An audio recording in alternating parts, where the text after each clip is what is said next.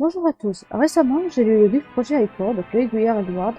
Je ne connaissais pas l'auteur, jusqu'à ce que la maison d'édition, Marathon Edition, nous le propose sur le site Simplement Pro pour chroniquer ce livre. Je remercie la maison d'édition pour la confiance. Petite parenthèse avant de commencer à faire ma chronique, la première partie concerne l'histoire sans vous la spoiler, la seconde, il y aura du spoil. Mais vous serez prévenus du changement. Comment ça s'est passé pour choisir le livre? J'ai choisi ce livre car j'adore probablement les univers post-apocalypse. Bien que je n'ai pas lu beaucoup de livres à ce sujet, en dehors de la série Le Labyrinthe de James Dashner, pour ceux qui connaissent. Donc je n'ai pas de point de référence pour comparer ce livre, sinon l'auteur en question je ne la connaissais pas. Donc ça me permettrait de découvrir potentiellement de nouvelles histoires.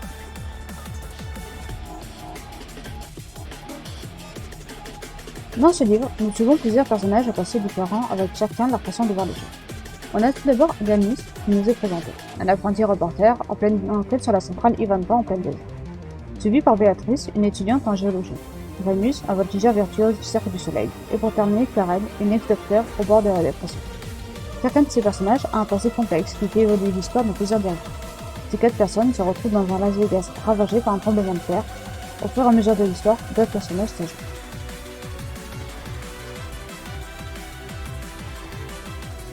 Les thèmes principaux du livre sont notamment la survie, la confiance, la famille et l'adaptation. L'auteur utilise un style d'écriture immersif qui permet au lecteur de ressentir les émotions et les défis auxquels sont confrontés les personnages. Les descriptions détaillées, en particulier des zones de survie et des moments de réflexion, enrichissent cette expérience de lecture. Dans le livre, j'ai bien aimé les réflexions que l'on peut se faire au fur et à mesure de notre avancée. Le style d'écriture est très fluide, tout est compréhensible. Le personnage qui a retenu toute mon attention fut Béatrice. La partie qui va suivre concerne des spoilers concernant les 9 premiers chapitres. C'est des avis généraux, et c'est pas des avis trop détaillés exprès. Le premier chapitre de Projet Hector offre une entrée en matière intrigante. Les descriptions des personnages, en particulier des femmes, sont très détaillées. Personnellement, je me suis beaucoup identifiée à Béatrice. Si je vivais ce qu'elle vivait, je réagirais probablement de la même manière. L'humour des différents personnages ajoute une touche légère au récit, bien que certains d'entre eux, comme Oliver, l'ex-mari de Karen, puissent être exaspérants. Dans l'ensemble, ce premier chapitre établit solidement le contexte avant que ça n'arrive. Les différents univers de personnages sont bien présentés, et que les changements fréquents de point de vue en un seul chapitre puissent être déroutants. Personnellement, j'ai l'habitude de lire des livres qui adaptent au format un chapitre, un point de vue. Les profils variés des personnages apportent une richesse d'informations et de perspectives sur leur passé. Les intrigues secondaires commencent à se mettre en place pour Yanis et la centrale, Béatrice et son groupe d'amis, et Karen avec son fils Oliver. Cependant, je ne vois pas encore clairement l'intérêt d'exclure Rémus à ce stade de ma lecture. Le deuxième chapitre semble jouer avec la temporalité, ce qui peut être déroutant. L'absence d'indices de date pour situer les événements dans la chronologie rend la lecture un peu complexe. Malgré cela, les scènes sont toujours bien détaillées, ce qui permet au lecteur d'imaginer clairement ce qui se passe. Le troisième chapitre est bien écrit, et il parvient à transmettre avec succès les émotions, en particulier la douleur, la souffrance et l'abandon. C'est un chapitre empreint de tristesse pour tous les personnages dont nous suivons le point de vue. Le quatrième chapitre est également bien écrit. Les différentes réactions des personnages nous offrent un aperçu des diverses personnalités qui émergent dans cette situation. Le cinquième chapitre se concentre entièrement sur Rémus et approfondit l'histoire de Karen, ce qui est bien réalisé. À ce stade, les personnages sont loin les uns des autres, chacun pensant être le dernier sur lui. Cela suscite en moi une question. Vont-ils finir par se retrouver et s'unir pour sa rive? Si tel est le cas, comment l'auteur envisage-t-elle de le réaliser? Jusqu'à présent, à part Rémus et Karen, je ne vois pas encore d'autres groupes se former. Yanis reste concentré sur la centrale, tandis que Béatrice est proche d'un fardeau artificiel. La manière dont les personnages recherchent de la nourriture varie en fonction de leur situation, ce qui est un détail bien travaillé. Le septième chapitre continue de bien calculer mon attention. J'apprécie particulièrement le personnage de Béatrice, et les émotions sont admirablement exprimées. Le huitième chapitre est bien écrit et aborde divers sujets, certains étant traités plus rapidement que d'autres. Certaines questions, comme celle concernant Karen, semblent destinées à rester sans réponse. Ce neuvième chapitre a été une surprise pour moi. En tant qu'amatrice de réflexion profonde, les révélations auxquelles nous sommes confrontés m'ont pris au détail.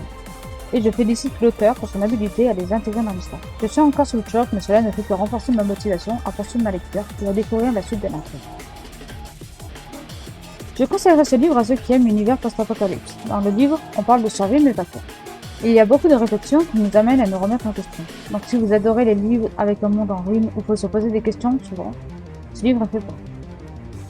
L'âge que je conseillerais personnellement pour lire le livre, je dirais l'adolescence, en raison de quelques passages qui peuvent ne pas passer pour un public trop jeune. Après, il n'y a rien d'écrit clairement lors de ces passages, juste que l'imagination du lecteur peut aller plus loin.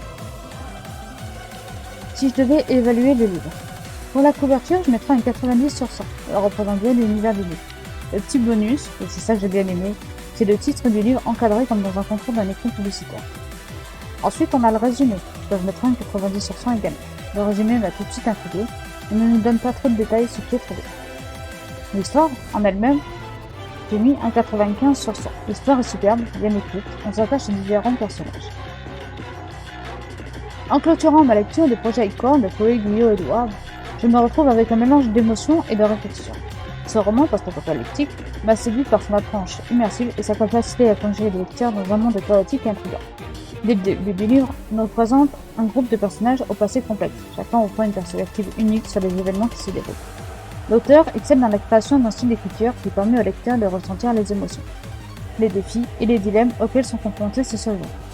Les descriptions détaillées, en particulier lors des moments de survie et des périodes de réflexion, enrichissent grandement l'expérience du lecteur. Les 9 premiers chapitres, qui nous introduisent progressivement dans l'intrigue, nous permettent de nous attacher aux personnages, en particulier à Béatrice, dont le parcours m'a particulièrement marqué. Les multiples points de vue et les intrigues secondaires qui commencent à se développer ajoutent une profondeur bienvenue à l'histoire. En ce qui concerne la structure de la chronique, j'ai décidé de partager mon avis chapitre par chapitre pour offrir une version détaillée de mes créations dans le livre. Chaque chapitre apporte son lot de réflexion, de découverte et d'émotion, qui a enrichi mon expérience de lecture. Je ne vous donne pas mon avis au-delà du 9e chapitre en raison de ce que l'on apprend.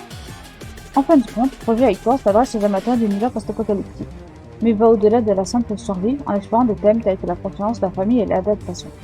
Malgré quelques réserves liées à la temporalité dans les premiers chapitres et à la diversité des points de vue, j'ai adoré ce livre jusqu'au bout.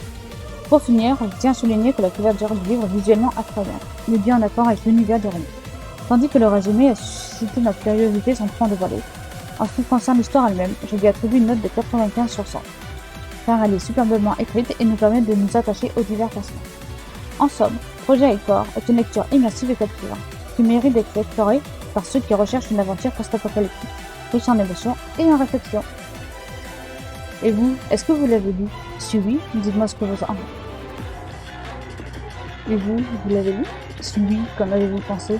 Ou est-ce que ça vous intéresse de l'acheter? Dites-moi tout en commentaire, je suis curieuse de tout savoir. Bisous à tous, et à la prochaine vidéo. Ciao ciao.